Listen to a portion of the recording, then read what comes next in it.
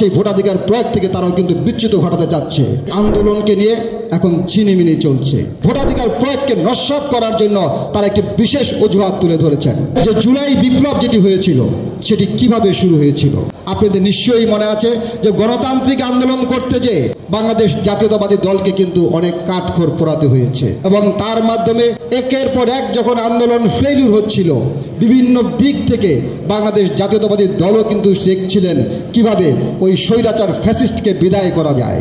এবং যখন আমাদের এদেশের ছাত্র জনতা ভাইয়েরা আন্দোলন শুরু করলেন তখনই কিন্তু আন্দোলনের শুরুতেই আপনারা অনেকেই জানেন যে বাংলাদেশ জাতীয়তাবাদী দলের যে ভারপ্রাপ্ত চেয়ারম্যান জনাব তারেক রহমান আন্দোলনের শুরুতেই কিন্তু আমাদেরকে সেই আন্দোলনের সাথে সম্পৃক্ত করেছিলেন।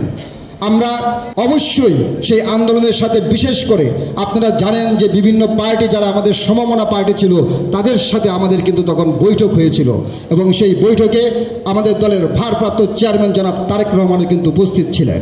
সেই বৈঠকে কিন্তু আমাদের ডিসিশন হয়েছিল যে ওই আন্দোলনে আমরা কিভাবে সম্পৃক্ত হব এবং সেই আন্দোলনের মাধ্যমে যখন আমাদের সমমনা দলগুলো যখন আহত হয়, বাংলাদেশ জাতীয়তাবাদী দলের বিভিন্ন প্রান্তের নেতা নেতৃবৃন্দ আহত হয়েছিল, আমরা কিন্তু প্রত্যেকের কিন্তু চিকিৎসা ব্যবস্থা করেছিলাম।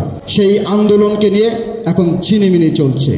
আপনারা দেখতে পাবেন যে জুলাই আন্দোলনে যারা আহত হয়েছেন তাদের শহীদ হয়েছেন তাদের কথা স্মরণ না করে একটি বিশেষ দল এদেশের যে গণতান্ত্রিক প্রক্রিয়া সেই গণতান্ত্রিক প্রক্রিয়াকে যে অব্যাহত রাখার জন্য মানুষের ভোটাধিকার প্রয়োগ সেই ভোটাধিকার প্রয়োগকে নস্যাৎ করার জন্য তারা একটি বিশেষ অজুহাত তুলে ধরেছেন এবং তারা চাচ্ছেন যে জুলাই বিপ্লবে যারা যেই আন্দোলনের যে আমাদের টার্গেট ছিল সেই টার্গেট থেকে বিচ্যুত হতে এবং তাদের লক্ষ্য কিন্তু ভিন্ন।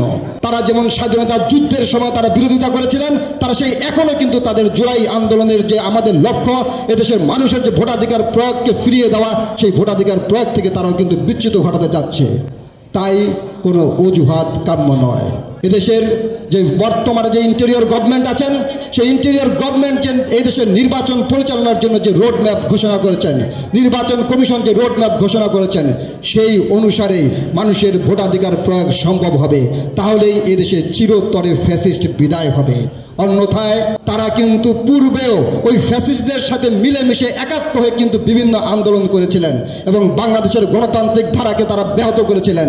আমরা চাই যে বাংলাদেশের গণতান্ত্রিক ধারা অব্যাহত রাখার জন্য বাংলাদেশ জাতীয়তাবাদী দল যে রোড ম্যাপ ঘোষণা করছেন, যে 31 দফা ঘোষণা করেছেন, যে সংস্কার প্রস্তাব ঘোষণা করেছেন, সেই সংস্কারের সাথে আপনারা সকলেই একসাথে আমরা মিলেমিশে যদি কাজ করতে পারি তাহলেই এই দেশের মানুষের ভোটাধিকার প্রয়োগ হবে, গণতন্ত্র রক্ষা হবে এবং ভবিষ্যতে কিভাবে চিরতরে ফ্যাসিস্টকে বিদায় করা সম্ভব হবে সেটি বাস্তবায়ন সম্ভব।